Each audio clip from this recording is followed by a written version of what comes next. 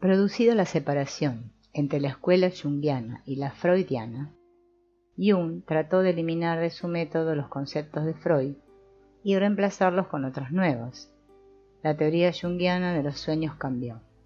Mientras Freud se inclinaba a confiar principalmente en las asociaciones libres y a entender los sueños como expresiones de los deseos irracionales infantiles, Jung prescindía cada vez más de las asociaciones libres y con igual espíritu dogmático tendía a interpretar los sueños como expresiones de la sabiduría del inconsciente. Este punto de vista concuerda con su concepto general del inconsciente. Jung cree que el inconsciente es capaz de asumir a veces una inteligencia y una intencionalidad superiores a la misma perspicacia de la conciencia. Hasta aquí no tengo nada que objetar a la afirmación, que concuerda con mis propias experiencias en materia de interpretación onírica, esbozada más arriba. Pero Jung prosigue declarando que ese hecho es un fenómeno religioso fundamental y que la voz que habla en nuestros sueños no es la nuestra, sino una voz que llega de una fuente trascendente a nosotros. A la observación de que los pensamientos que la voz representa no son más que los pensamientos del mismo individuo, responde: puede ser, pero yo diría que un pensamiento es mío cuando yo lo pienso, lo mismo que llamaría mío al dinero ganado u obtenido por mí de manera legítima y consciente. Si alguien me regalase dinero, yo no diría a mi benefactor: gracias por mi dinero, aunque luego pudiera decir a otras personas: este dinero es mío. Con la voz sucede lo mismo. La voz me da ciertos contenidos, exactamente igual que si un amigo me informara de sus ideas. No sería decente ni verídico sugerir que lo que me dice son ideas mías. En otra parte vuelve a sostener lo mismo, con mayor claridad aún. El hombre no se sirve de lo que piensa por sí mismo, sino de las revelaciones de una sabiduría más grande que la suya. La diferencia entre la interpretación de Jung y la mía puede compendiarse en la siguiente afirmación. Se admite que a menudo somos más la siguiente y más honestos durmiendo que despiertos. Jung explica este fenómeno suponiendo una fuente de revelación que nos trasciende, y yo creo en cambio que lo que pensamos cuando dormimos son pensamientos nuestros, y que existen muy buenas razones para explicar el hecho de que las influencias a las que estamos sometidos en nuestra vida despierta tengan en muchos aspectos un efecto embrutecedor sobre nuestras realizaciones morales e intelectuales. También aquí, la presentación de un análisis onírico de su autor facilitará la comprensión del método junguiano. El sueño pertenece a una serie de más de 400 sueños anotados por un paciente de Jung. El sujeto es católico por su educación, pero ha dejado de practicar el culto y no tiene interés en problemas religiosos.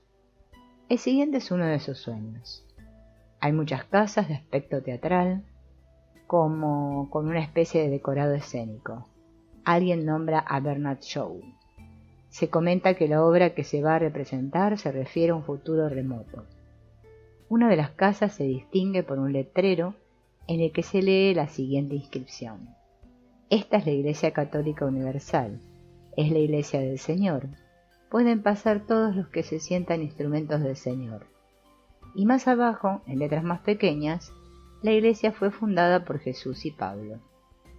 Como una firma comercial que se jacta de su antigüedad, digo mi amigo, entremos a echar un vistazo. No sé, me responde, porque hay tanta gente que necesita reunirse con otros para experimentar sentimientos religiosos. Pero yo le digo, tú eres protestante, jamás lo entenderás. Hay una mujer que aprueba moviendo afirmativamente la cabeza. Advierto en ese momento un cartel fijado en la pared de la iglesia que dice así: soldados, cuando sientan que están dominados por el poder de Dios, no le hablen directamente. El Señor no es accesible a las palabras. Les recomendamos asimismo y perentoriamente que no se dediquen a discutir los atributos del Señor. Sería en vano, porque todo lo que tiene valor e importancia es inefable. Firmado el Papa. pero el nombre es indescifrable. Entramos en la iglesia. El interior parece más una mezquita que una iglesia, y es particularmente similar a la de Santa Sofía. No hay bancos, lo que produce un maravilloso efecto de amplitud. Tampoco hay imágenes, solamente aforismos puestos en marcos y colgados de las paredes como en Santa Sofía. Uno de los aforismos dice: no adules a tu benefactor. La misma mujer que antes me había probado con la cabeza se echa a llorar y dice: entonces no queda nada. Yo le contesto: a mí me parece muy bien, pero ella desaparece. Al principio me encuentro delante de una columna que interrumpe mi campo de visión. Luego cambio de posición y veo una multitud de gente delante de mí. Yo no estoy con ellos, me quedo solo, pero los veo claramente y les veo incluso las caras. Pronuncian las siguientes palabras: confesamos que estamos dominados por el poder de Dios. El reino de los cielos está dentro de nosotros. Lo repiten 3 veces con gran solemnidad. Luego el órgano ejecuta una fuga de Bach y canta un coro.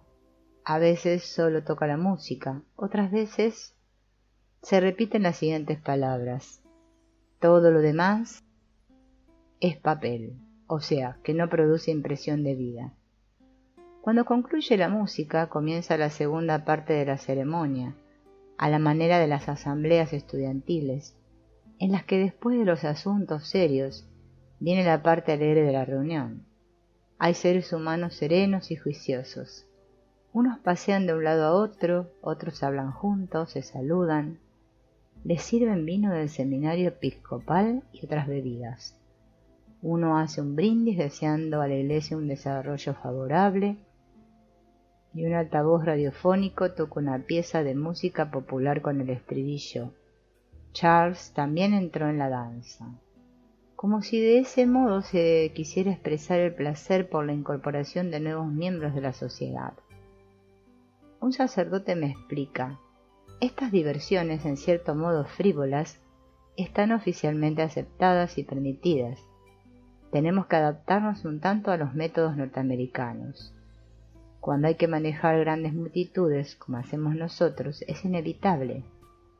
Sin embargo, nos diferenciamos, por principio, de las iglesias norteamericanas, en que fomentamos una orientación decididamente antiascética, después de lo cual me despierto con una gran sensación de alivio. Tratando de interpretar el sueño, Jung afirma su discrepancia con Freud, que explica el sueño como una simple fachada detrás de la cual se ha ocultado cuidadosamente algo. Dice Jung: no hay duda de que los neuróticos ocultan las cosas desagradables, probablemente en la misma medida que las personas normales, pero es dudoso que esa categoría pueda ser aplicada a un fenómeno tan normal y difundido como es el de los sueños. Vacilo en creer que un sueño pueda ser otra cosa más de lo que parece. Me siento más inclinado a citar otra autoridad judía, la del Talmud, que dice: el sueño es su propia interpretación. Dicho de otra manera, doy el sueño por supuesto. El sueño es un tema tan difícil e intrincado que no me atrevo a formular ninguna conjetura acerca de su posible doblez. El sueño es un hecho natural y no existe ninguna razón en el mundo que nos permita atribuirle el carácter de un recurso taimado destinado a desorientarnos. El sueño se produce cuando la conciencia y la voluntad se hallan en gran parte amortiguadas. Parece ser un producto natural que también se encuentra en las personas no neuróticas. Además, conocemos tan poco sobre la psicología del proceso onírico que debemos ser más que prudentes cuando introducimos en su explicación elementos ajenos al sueño.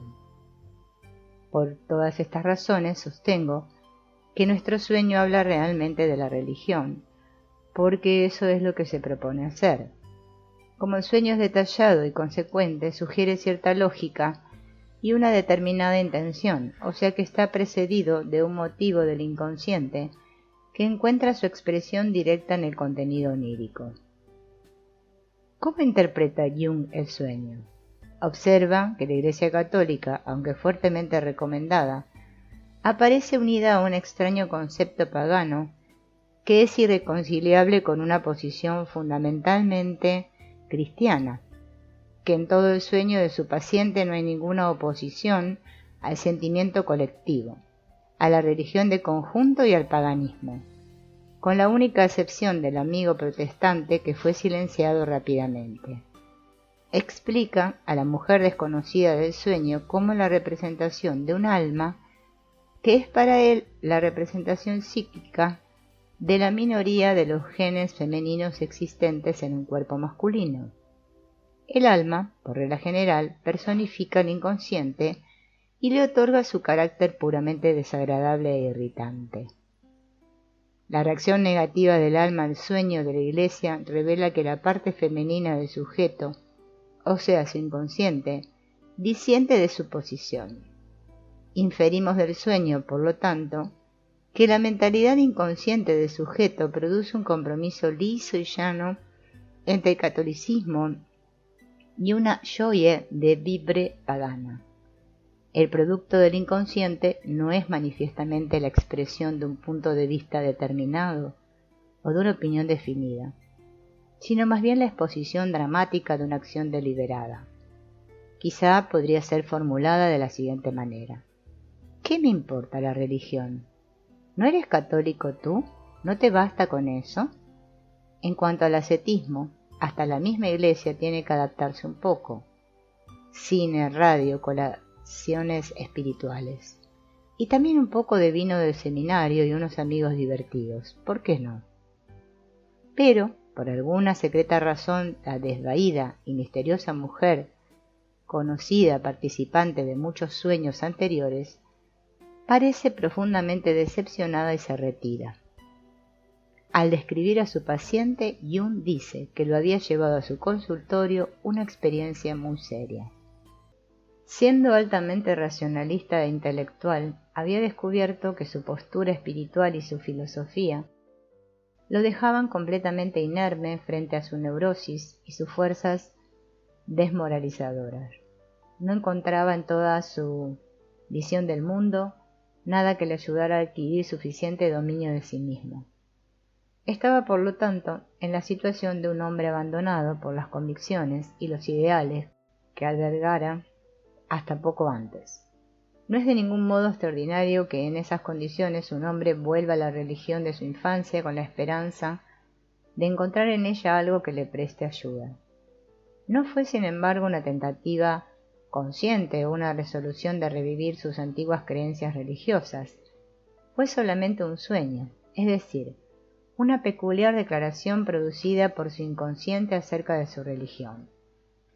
Como si el espíritu y la carne, eternos enemigos en la conciencia cristiana, hubiesen hecho las paces en la forma de una curiosa atenuación de sus opuestas naturalezas. Lo espiritual y lo mundano se avienen en un inesperado sosiego. El efecto es, en cierto modo, grotesco y cómico. La inexorable severidad del espíritu parece estar minada por una alegría casi antigua, perfumada con vino y rosas. El sueño describe indudablemente una atmósfera espiritual y mundana que lima las aristas de un conflicto moral y sume en el olvido las penas y los pesares mentales. Por el sueño y la descripción que Jung da al soñador, su interpretación no parece justificada.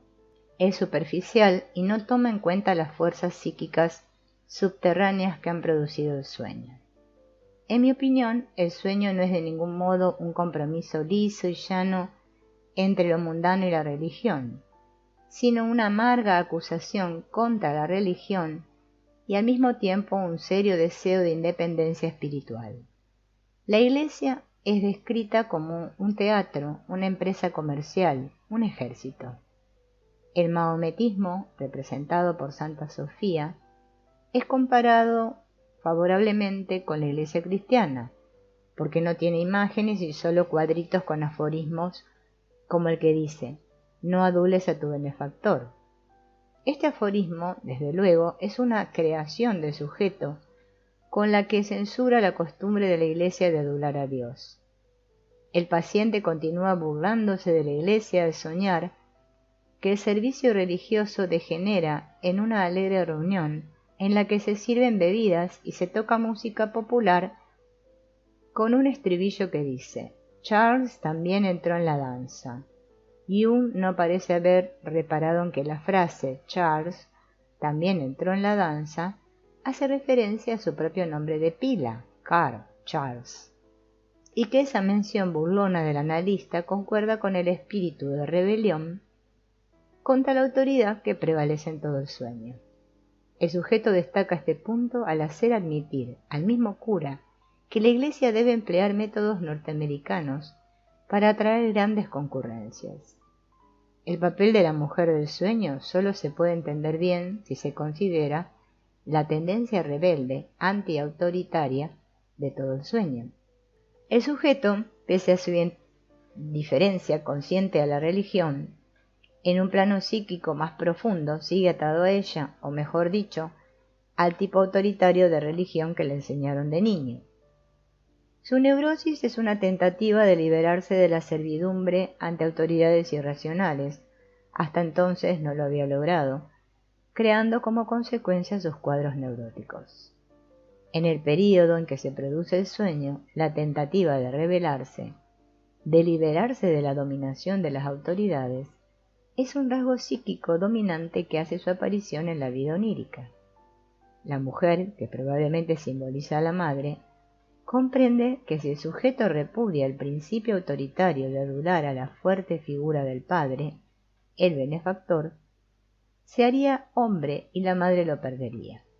Por eso llora y dice: entonces no queda nada.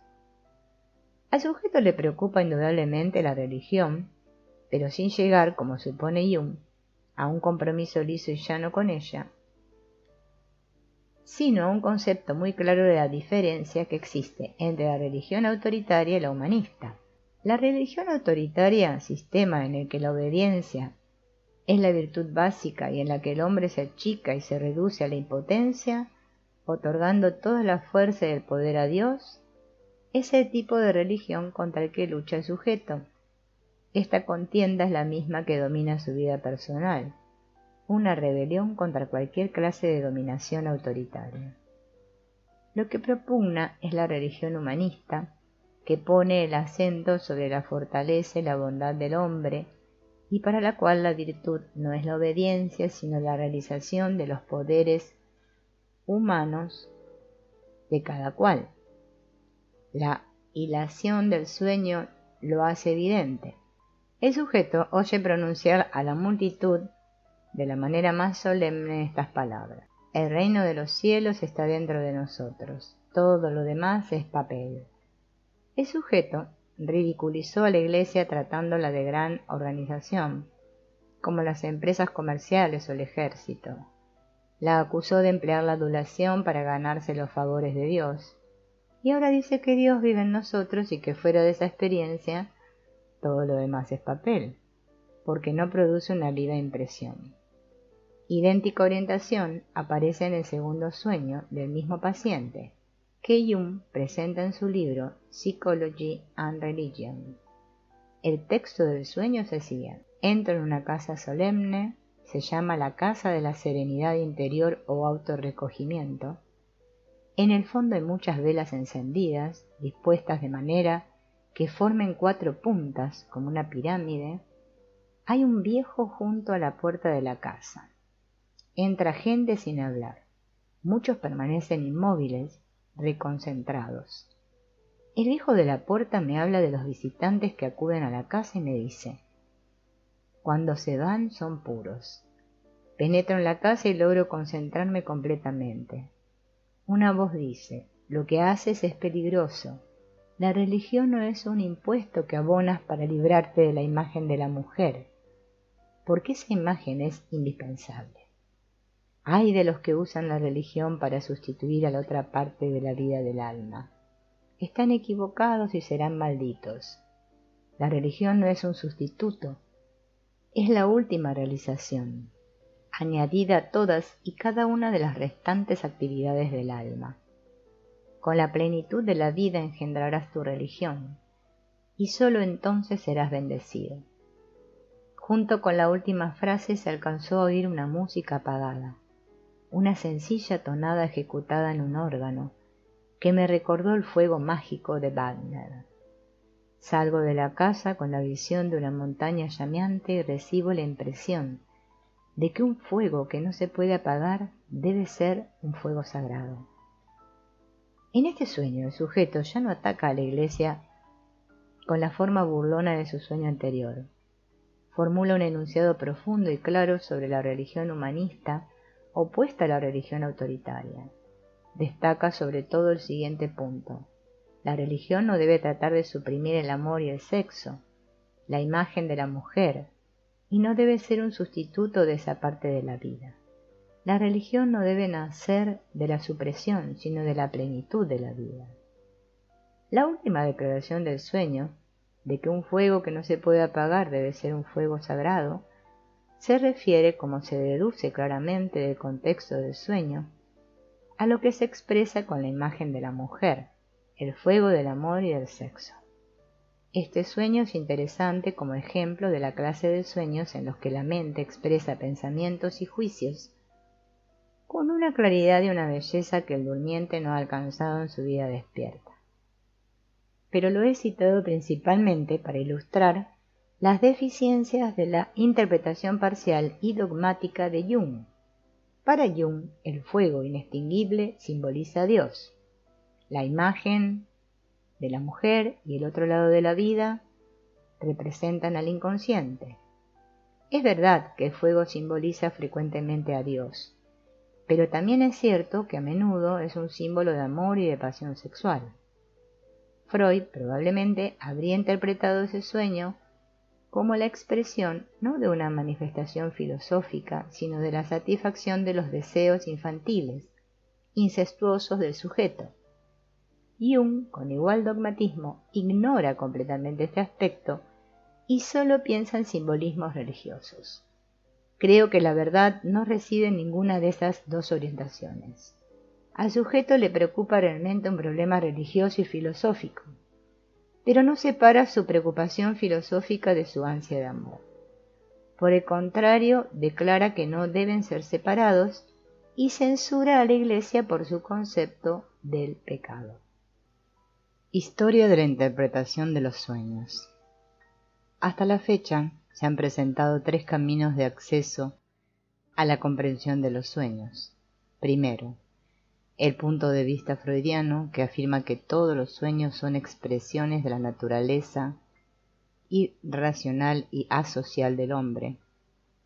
Segundo, la interpretación de Jung, según la cual los sueños son revelaciones de la sabiduría del inconsciente anterior al individuo. Tercero, el concepto de que los sueños expresan toda clase de actividades mentales y que tanto los impulsos irracionales como la sensatez y la moralidad son la expresión de lo bueno y lo malo que hay en nosotros. Estas 3 teorías no son de ningún modo recientes.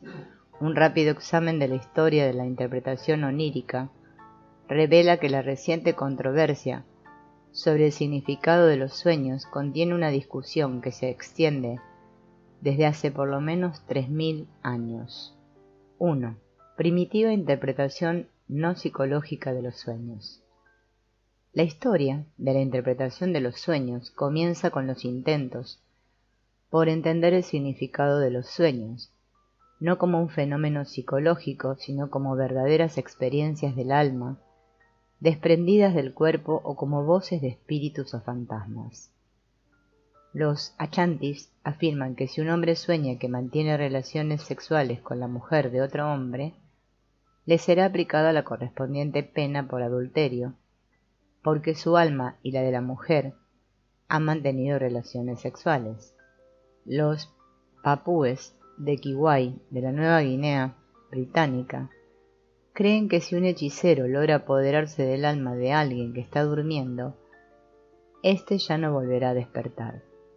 Otra forma de la creencia de que los acontecimientos de los sueños son verdaderos es la idea de que los espíritus de los difuntos aparecen en los sueños para exhortarnos, advertirnos o darnos otras clases de mensajes. Para los indios moabes y yumas, por ejemplo, es particularmente pavorosa la aparición en los sueños de los parientes fallecidos recientemente. Otros pueblos primitivos sostienen otro concepto sobre el significado de los sueños, más aproximado al que también se puede hallar en las grandes culturas del Este. Los sueños son interpretados de acuerdo con un sistema de referencia fijo, religioso y moral. Los símbolos tienen su significado preciso, e interpretar un sueño equivale a aplicar esos significados simbólicos fijos. Jackson Lincoln, en su estudio sobre los indios navajos, presenta un ejemplo de esa clase de interpretación. El sueño. Soñé que tenía un huevo muy grande hecho de una sustancia dura, rocosa. Partí el huevo y salió volando un águila, joven pero adulta. Estábamos dentro de una habitación y el águila revoloteó tratando de salir, pero no pudo conseguirlo porque la ventana estaba cerrada. La interpretación. El águila pertenece al grupo de las aves de los espíritus superiores, que es un grupo que integra a 3 espíritus aliados, el viento, el rayo y las aves. Los 3 viven en la cima de la montaña de San Francisco. Estos espíritus, cuando alguien los ofende, pueden producir grandes estragos y destrucciones. También pueden ser propicios. El águila no pudo salir porque usted habrá ofendido al espíritu ave, posiblemente pisándole el nido, o quizás haya cometido la ofensa a su padre. La interpretación de los sueños del Oriente primitivo tampoco se basa en teorías psicológicas. Se fundamentaba en la presunción de que los sueños eran mensajes enviados a los hombres por los poderes divinos. El ejemplo más conocido de este tipo de interpretación no psicológica es el de los sueños del faraón, contenidos en la Biblia. El faraón tuvo un sueño que le agitó el espíritu. Hizo llamar a todos los magos de Egipto y a todos sus sabios, y contóles el faraón su sueño, pero no hubo ninguno que se lo pudiera interpretar. Cuando pidió José que le interpretase el sueño, éste le respondió: Dios ha mostrado al faraón lo que se dispone a hacer. Y procedió a interpretar el sueño, que era el siguiente. El faraón soñó: he aquí que estaba junto al río, he aquí que salieron del río 7 vacas gordas de hermosa apariencia, y pasieron en el prado. Y he aquí que otras 7 vacas salieron del río, detrás de aquellas, flacas y de mal aspecto, y se quedaron junto a las otras vacas en la ribera del río. Y las vacas flacas y de mal aspecto se comieron a las 7 vacas gordas y de buen aspecto. Y el faraón se despertó, y durmió, y soñó por segunda vez. Y he aquí que 7 espigas de trigo subieron sobre una misma caña, llenas y hermosas. Y he aquí que 7 espigas delgadas y marchitas por el solano subían detrás de ella. Y las 7 espigas delgadas devoraron a las 7 espigas llenas y maduras. Y el faraón despertó, y he aquí que era un sueño. La interpretación de José es la siguiente. Las 7 vacas buenas son 7 años y las 7 espigas buenas también son 7 años. Se trata del mismo sueño. Y las 7 vacas flacas y de mal aspecto que salieron detrás son 7 años, y las 7 espigas vacías marchitas por el solano serán 7 años de hambre. Esto es lo que digo al faraón. Lo que Dios se propone hacer se lo ha mostrado al faraón. He aquí que vienen 7 años de gran abundancia en toda la tierra de Egipto, y se alzarán tras ellos 7 años de hambre, y toda la abundancia será olvidada en la tierra de Egipto. Y el hambre consumirá el país, y la abundancia no se notará a causa del hambre que la seguirá, porque será terrible. Y por eso le fue duplicado el sueño al faraón. Es porque la cosa fue resuelta por Dios, y Dios pronto lo hará. Por eso busqué el faraón, un hombre prudente y sabio, y póngalo sobre la tierra de Egipto. Haga esto, faraón, y nombre funcionarios sobre el país, y quite la tierra de Egipto durante los 7 años de abundancia. y que reúnan todas las provisiones de esos años buenos que vienen y acopien trigo bajo la mano del faraón, y que guarden alimentos en las ciudades, y esos alimentos serán para la reserva del país. Para los 7 años de hambre que habrá en la tierra de Egipto, para que el país no perezca en el hambre. El relato bíblico nos dice que los sueños eran considerados como visiones que Dios presentaba al hombre. Sin embargo, el sueño del faraón se puede considerar desde un punto de vista psicológico.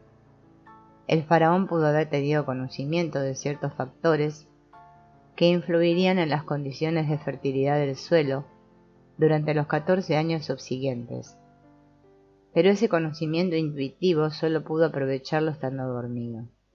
Si el sueño debe ser entendido de ese modo o no, es un problema especulativo, pero de todas maneras el relato bíblico, como muchos otros originados en el Antiguo Oriente, demuestra que los sueños no eran considerados como del hombre sino como mensajes divinos. También se atribuía a los sueños otra clase de función pronosticadora, sobre todo en las interpretaciones indias y griegas, la de diagnosticar enfermedades. Se usaban símbolos fijos para denotar ciertos síntomas somáticos. Lo mismo que en los sueños pronosticadores del faraón, también aquí es posible hacer una interpretación psicológica. Podemos suponer que cuando dormimos, conocemos ciertos cambios corporales mucho mejor que en la vida despierta, y que ese conocimiento es trasladado a una imagen onírica y puede servir para diagnosticar enfermedades y predecir ciertos sucesos somáticos. Para determinar hasta qué punto se verifica esta función, habría que recurrir al estudio extensivo de los sueños de las personas antes de la aparición manifiesta de la enfermedad. 2. La interpretación psicológica de los sueños. En contraste con la interpretación no psicológica de los sueños, que considera los sueños manifestaciones de hechos reales o mensajes de fuerzas exteriores al hombre, la interpretación psicológica trata de entender los sueños como manifestaciones de la misma mente del sujeto. Esas dos maneras de abordar los sueños no siempre se encuentran separadas. Por el contrario, hasta la Edad Media, muchos autores combinan ambos puntos de vista y separan los sueños entre los que deben ser interpretados como fenómenos religiosos y los que requieren ser entendidos psicológicamente. En un autor indio de los comienzos de la era cristiana encontramos un ejemplo de esta clase de enfoque de los sueños.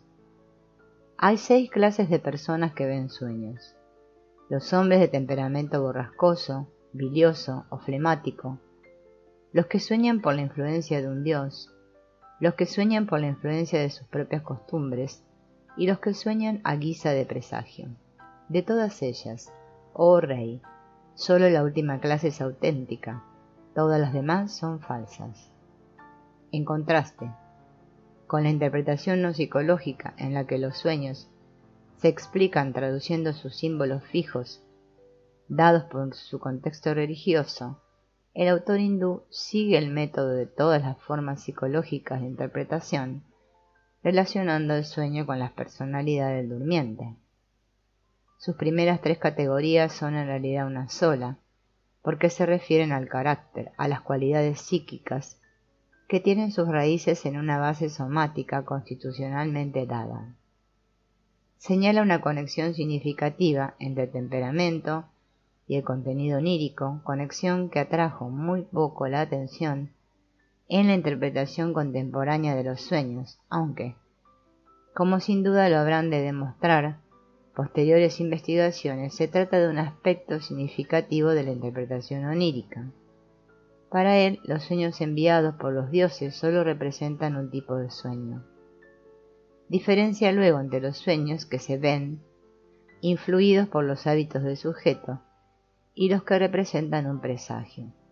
Por hábitos, entiende probablemente los impulsos dominantes del carácter; por presagio, los sueños que expresan una visión superior durante el sueño.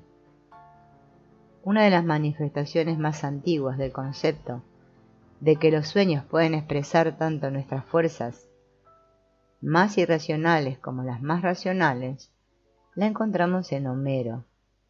Este asigna dos puertas a los sueños, la puerta córnea de la verdad y la ebúrnea del error y la ilusión, refiriéndose a la transparencia del cuerno y a la opacidad del marfil. La naturaleza ambigua de la actividad onírica no podría ser expresada con más claridad y concisión. Sócrates sostiene, en el Fedón de Platón, el punto de vista de que los sueños representan la voz de la conciencia y que es de suma importancia tomar en serio esa voz y observarla. Expresa con toda claridad su punto de vista en un incidente acaecido poco antes de su muerte. Dijo Cebes: «Me alegro, Sócrates, de que hayas mencionado el nombre de Esopo, porque me recuerda una pregunta que fue formulada por muchos y que solo anteayer me hizo Evenio el poeta. Sin duda volverá a preguntarlo y si quieres que le responda, dime qué debo contestarle.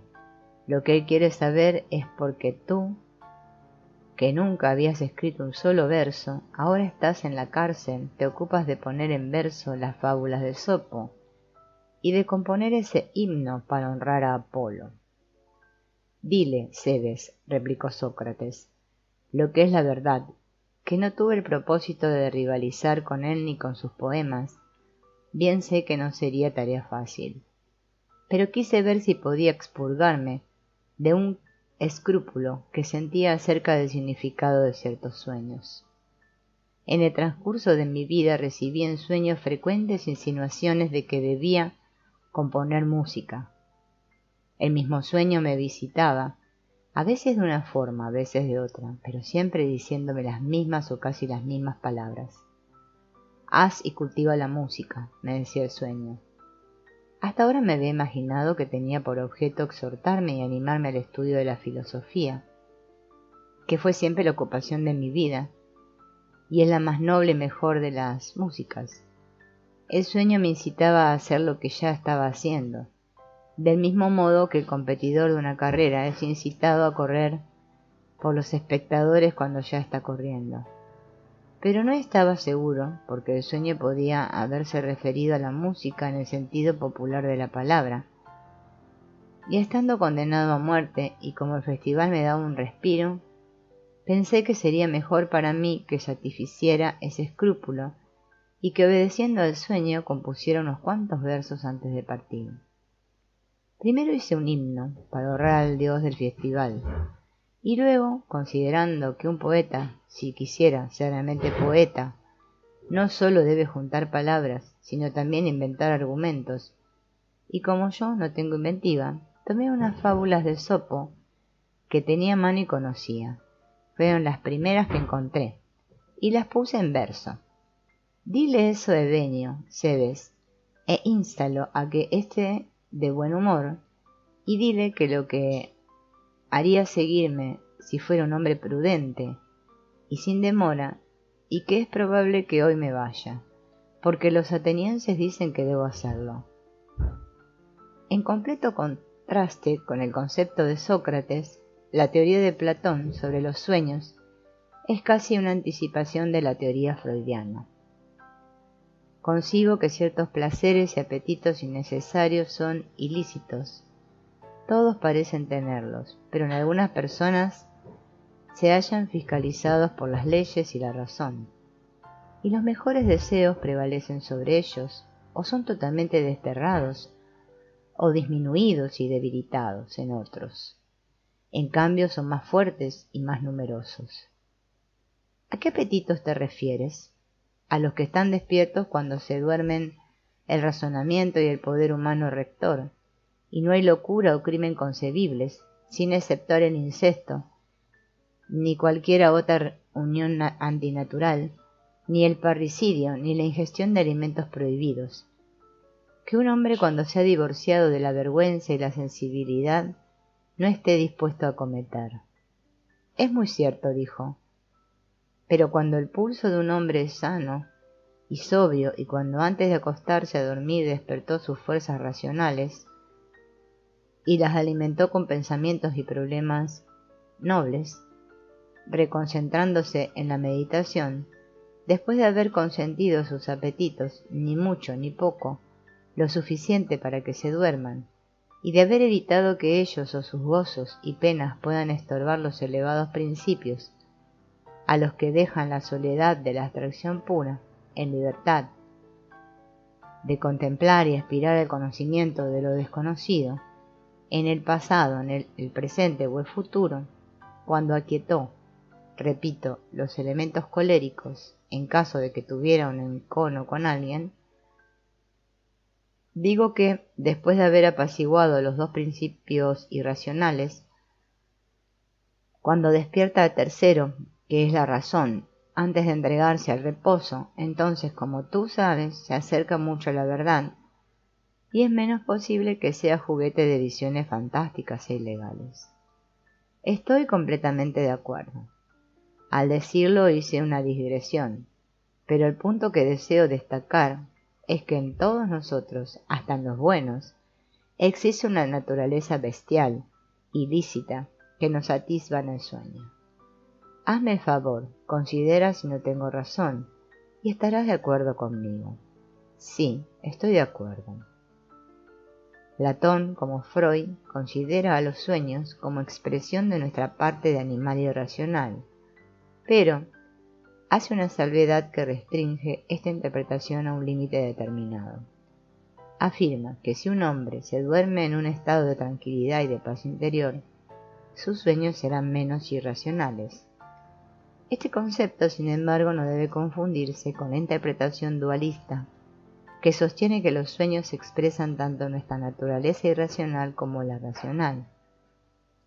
Para Platón, son esencialmente la expresión de lo que tenemos de salvaje y terrible, siendo únicamente de menor intensidad en las personas que han adquirido el grado máximo de madurez y sabiduría.